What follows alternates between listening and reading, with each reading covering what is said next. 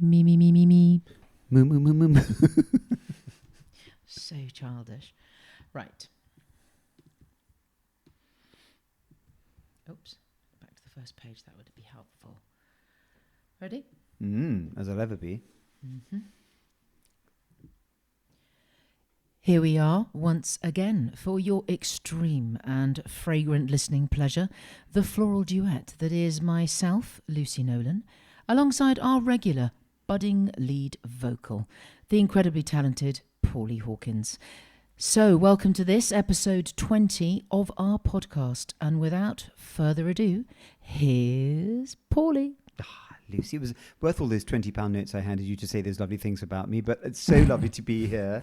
And it's a lovely late summer day, and it's gorgeous to be with you in the flesh in your lovely kitchen. I know, it makes a nice difference, actually, doesn't it? Just to be in the same room. Absolutely, and we've just had a lovely bit of lunch. Lucy does a lovely bit of quiche and salad, so we're feeling absolutely lovely and up for a bit of podcast action. Yes, I think our little treat of our small but rather delicious square of mint chocolate with our espresso coffee's just got us pepped and ready to go, Paulie, I'd say. I'm ready for all things floral.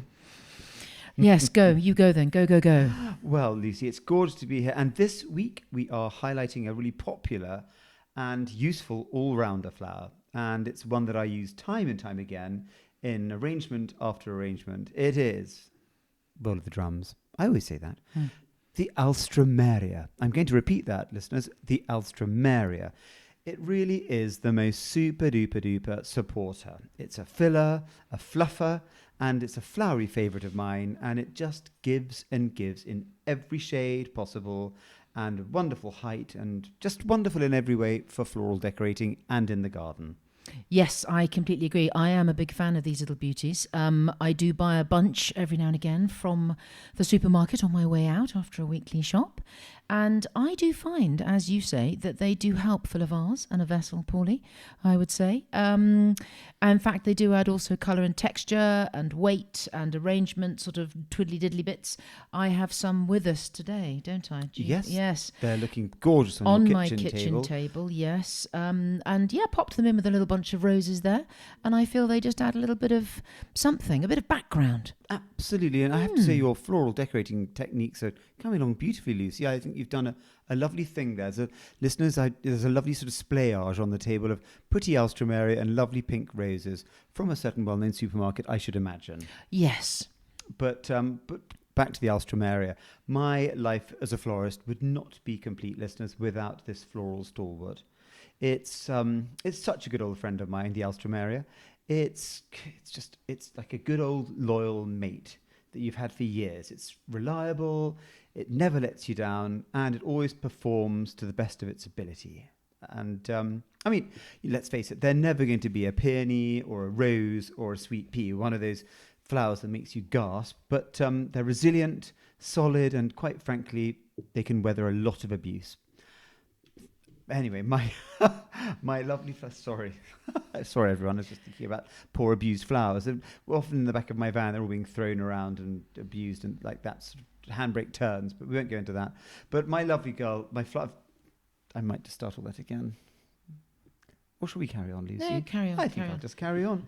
But my lovely flower girls always tease me as this trusty flower makes a regular appearance on my weekly contract round in good old London town. And it's the most beautiful, brilliant, versatile bloom. They can stand a week of blasting heat in the winter or a blizzard of air conditioning in the summer. And they're just the perfect backing singer to those big recording artist flowers, as it were. They are the supremes to the Diana Ross flower, and they are the world's unsung heroes. That's the flower world. Yes, I agree with that. They certainly are. And they do come in a myriad of colours. I know. Unbelievable. Name your colour scheme, as you might say. Absolutely. And whether you want to go matchy or go wildly clashing. Floral palette. Yes, absolutely loving that floral palette there, darling, on the kitchen table. They are a florist's best friend. I mean, don't you think, though, as a lay girl, aren't they a fabulous go-to? Lay, lady, lay. Lay, lady, lay. I do, actually. Yeah, I love them. Yeah. And personally, I mean, you've got a sort of sweetie collection here of sort of, what would you call those? Sort of pretty sweetie shades, aren't they? Yes, I'd call them, pastel-y, really. Pastel-y shades. Pinky Yeah. pastel. But personally, and not that I'm dissing your lovely pretty shades there, I like a deep ruby red one. And those punchy aubergine shades, just, that sort of lady of the night colour, a little bit kind of velvety. They go so well with a hot pink rose or a swathe of lovely lime green Alchemilla mollis. And that's the first bit of Latin It's one today. of your favourites, Paulie, It Alchemilla certainly mollis. is. It's the Latin I can actually pronounce, which is also called lady's mantle. It's that green frothy stuff that grows in the garden. And it's just beautiful. But that's enough Latin for one moment, Lucy, I think. But there are lots and lots of different Alstroemeria, as I've said. But Sunny, who I buy my flowers from at the market, also refers to one as a fancy Alstro. I love it. Love Sunny. I know, a fancy Alstro. Yeah. And they're frilly and they're flouncy and they're more delicate than your day-to-day Alstroemeria. And they come in a pretty lacy white and a beautiful, delicate pale pink. And my team always tease me because I always say they look like sweet peas. And okay, they don't look like sweet peas that much, but they will hold their own in a hot wedding marquee, whereas those beautiful traitors, the sweet peas, would be long gone and quite frankly rather wilted. So I'm here to celebrate the humble Alstro, resilient, long-lasting and a brilliant performer. Definitely my floral best friend. Yes, I can imagine. Yeah, absolutely. You know it's never going to let you down. No. Never going to let you down. Never gonna Okay, exactly. We'll leave that people to turning the off as we start professionals. singing. Yeah. Yes. So the Alstroemeria also comes, as you mentioned, Paulie, in a variety of colours, and that includes white, red, yellow, orange, purple and pink. The petals can also have contrasting colour patterns, as indeed the ones I have in my vase on my kitchen table do, and I will be taking a picture of those. And some of them have speckled throats, so the bits that go down into the middle of the stem, in the middle of the flower rather, have the sort of speckledy bits. Quite nice. I think that's lovely. They originated from South America and were otherwise known as the Peruvian lily or the lily of Incas. I like that. It is in fact named after a Swedish baron named Klaus von Alstroemer, who brought the seeds back to Europe in the mid-1700s. And actually, I've got a wonderful florography fun fact here. The flower symbolises friendship, and each of the 6 Alstroemeria petals are supposedly representing a special characteristic. Those 6 characteristics being understanding, humour, patience, empathy, commitment, and respect. It's as if you're just talking about us, Lucy, really. It's true. Yeah. All of those wrapped up into fabulous flowers. Being long-lived perennials when planted in the garden, Alstroemeria can last for many years. That's handy. And the flower cuttings, as we know and we've just mentioned, are fairly long-lived. So they do last for at least 2 weeks when they're in a vase, which is absolutely brilliant, I'd say. Oh, we love that. Yeah. And if you want to grow these beauties yourself, then you can either plant them in the garden or in some large pots. They're great for a patio, a terrace, and maybe the corner of a roof terrace. Obviously, they need regular watering if they're in a pot. But planting it outside in the garden, they like a well-drained soil with plenty of organic matter, lots of lovely compost and well-rotted manure. And the best time to plant these little dears would be late spring or early summer, so kind of April, May, and the beginning of June. So that's sort of ideal. But you can just about get away with them in August as well. So very good thing for the garden. Have you got some in your garden, Lou? No, I don't have any in my garden. Shame. But I think get them in. It gives them plenty of time to establish themselves. And as the years go by, they get really, really sort of established and you get lovely, great big clumps of them. And they like to be reasonably sheltered and a good little bit of light. Not direct sunlight, but a good dose of it. Nothing shady. They're not shady ladies, I'd say. No. But if you are planting in pots, do make sure that the pot you're planting in it's sort of big enough. Enough space. Yes, enough space to get them all in and keep the plant damp, even in the warm weather. So with enough soil and compost to hold the moisture would be really good. Best to add some support because they can get very, very tall. A nice garden cane with a nice little bit of rustic string could be nice. But that's a really good idea. And there's wonderful, colourful plants. They can go up to 1 metre high. So in a windy summer, they might need a bit of staking. But in the winter, you should move the pots, if they are in pots, to a sheltered spot to give them a bit of protection from the frost. But the most fantastic joy with these plants is they come in a baby. No, I don't know what I'm saying there. These plants are kind of long-lived perennials. They can last for many years in your border. And the flower cuttings are also fairly long-lived as well, as you just said earlier, Lucy. So it's a general win-win with the Alstroemeria. I would say it is a general win-win. Marvellous. Yes, love all that, Paulie. Thanks very much. Actually, I'm quite ashamed I don't have any in my garden now that we've spoken so fondly about them. And we have uncovered, I've uncovered all these facts and you've spoken about how you use them. I think I'm going to add those on my list and I'm going to plant them next spring. So that's me. That's I think that's a very do. good idea because actually, I have to say I'm a bit of a what's the word? A liar. Do you have them? No, I don't. Well, let's do that. Should we both do that? It's a bit of a confession now coming out in the podcast listeners.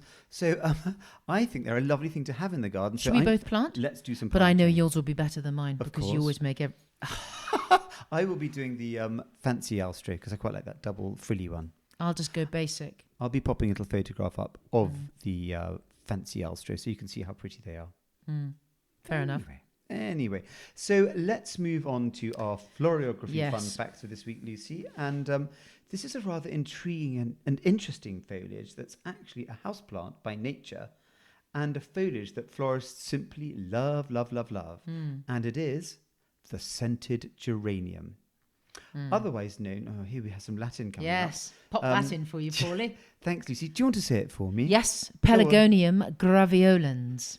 Okay. You're a bit shy in coming forward with that one. Yes. Also known as the rose geranium. Well done there with your Thanks, pronunciation.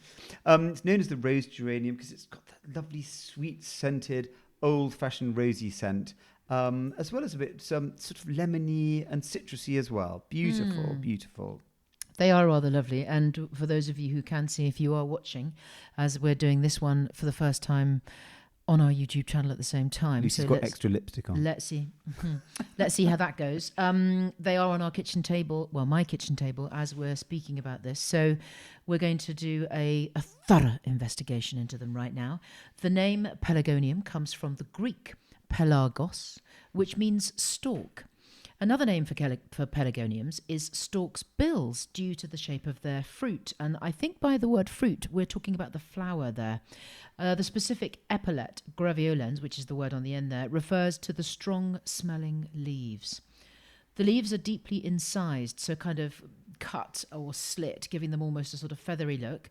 Some are very velvety and soft to the touch, and the flowers vary from pale pink to almost white. And the plant flowers from August all the way through until January. The leaves may be strongly rose-scented, although some plants are very strongly scented with other smells, and some have absolutely no scent. But the leaves are deeply kind of textured, aren't they, really, and sort of almost flowery in themselves as a foliage, Paulie, I'd say. Absolutely, and they have so many wonderful aromas, ranging from sweet rose to pungent cinnamon. I like a bit of cinnamon and clove. I like that. Yes. And they look just like a sort of pretty leaf, but when you give them a little kind of rub between your thumb and forefinger, such a lovely surprise. And they have an honoured place in Kate Greenaway. So she was a very, very famous horticulturalist. Back in 1884, they were featured in her beautifully written and illustrated book, The Language of Flowers, with the rose geranium meaning preference. The lemon, unexpected meeting. I like that. I know, it sounds a bit kind of, by Clandestine. moonlight. Yes. And then the nutmeg, meaning expected meeting. So like going to the accountant. Less or something. fun. Yeah. But scented geraniums sailed into England in about 1795 from the Cape of Good Hope via the British fleet. England fell completely in love with them for their rainbow of fragrances and their practical uses. The rose geranium could mimic the most costly attar of roses' famed scent.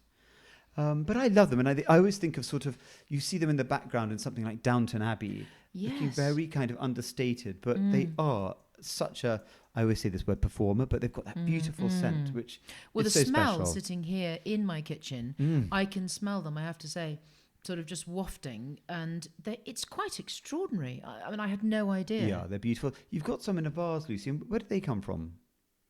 Pardon?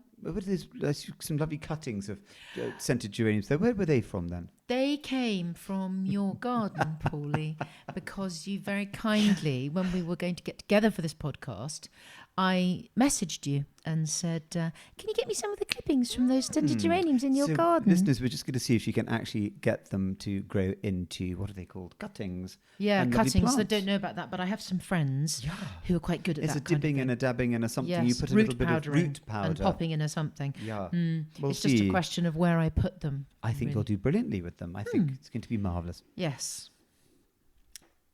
So, well, exactly. So, scented geraniums became very popular and they were always placed in the best spots, particularly, which I love, and you did mention about this when I was doing the research, I looked into it, in the castles in England and also super lovely mansions like Downton Abbey and Castle Howard, because they spread a pleasant smell and they overpowered any unpleasant smells. And I imagine back in the day, before we had quite such marvellous hygiene and cleanliness And shake and vac. that would probably be quite a useful thing. So especially in the richer parts of English society, the plant was a real must-have, and the gardener or the butler used to be sent into the greenhouse or orangery to bring the scented geraniums in for popping about the house to impress any visiting dignitaries or house guests with their vibrant and succulent greenery and intense fragrance. So that's rather lovely, and I think that's just great. And then presumably popped them back afterwards, because when you said that, didn't you, Paulie, that when they'd finished using them, they just used to pop them back in the orangery or the greenhouse and then pop them out next time. So Yes, they were sort kind of a... bring them up when they're looking a bit sort of zhushy, and then Yeah. with the flowers looking all pretty. But the scent, again, it is beautiful. And the leaves can be used for potpourri, fresh or dried, and flavour sugars.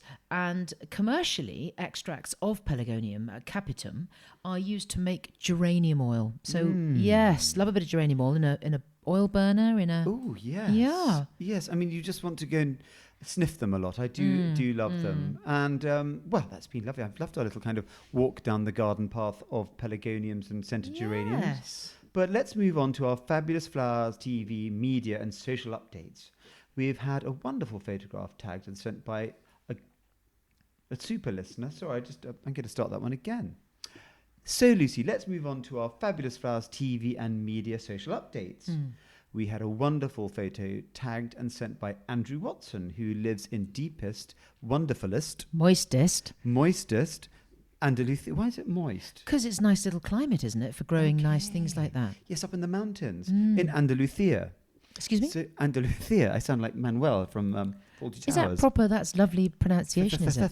Yeah. Oh, I want to say Thavetha, but that's later. Thuckering thuckadash. Yes, exactly.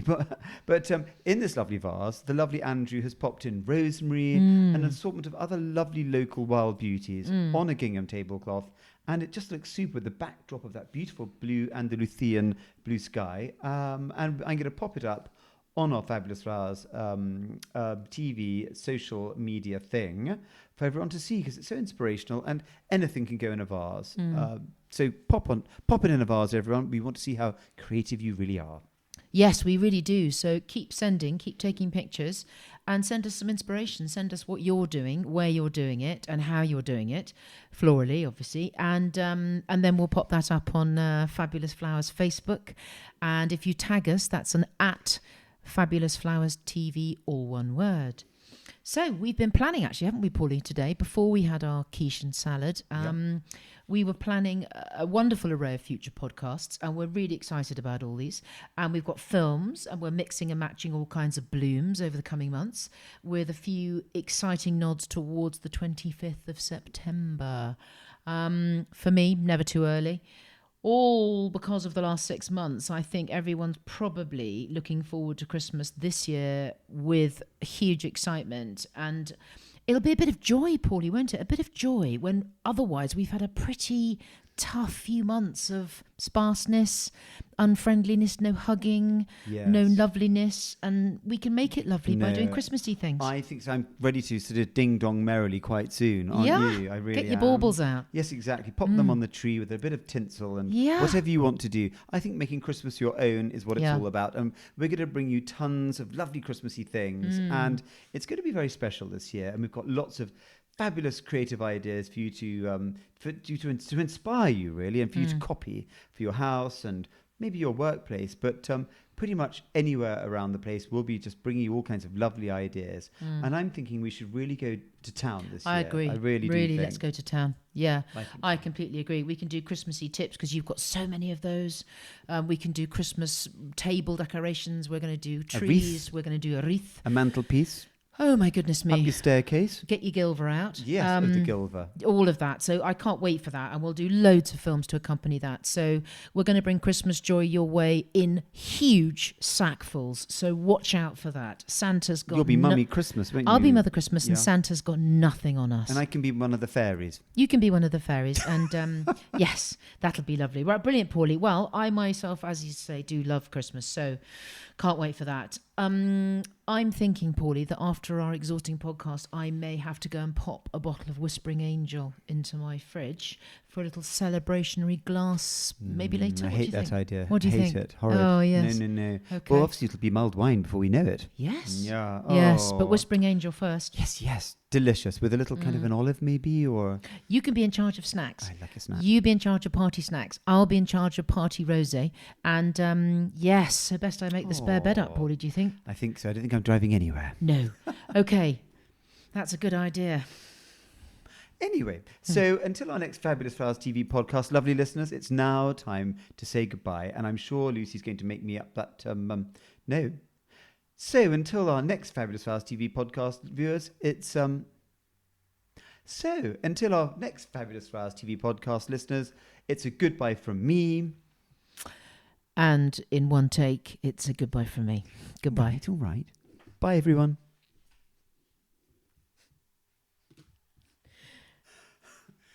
Good thing we're not show-offs, eh? Oh, woke the cat up.